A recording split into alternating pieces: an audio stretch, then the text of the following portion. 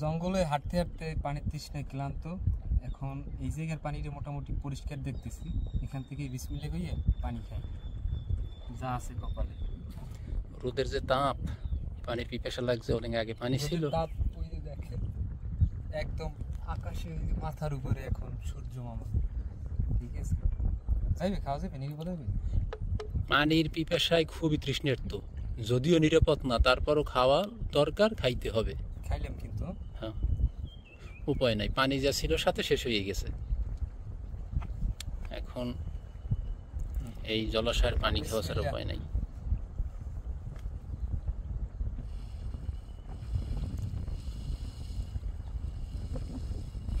লবণের পরিমাণ কি বেশি না কম?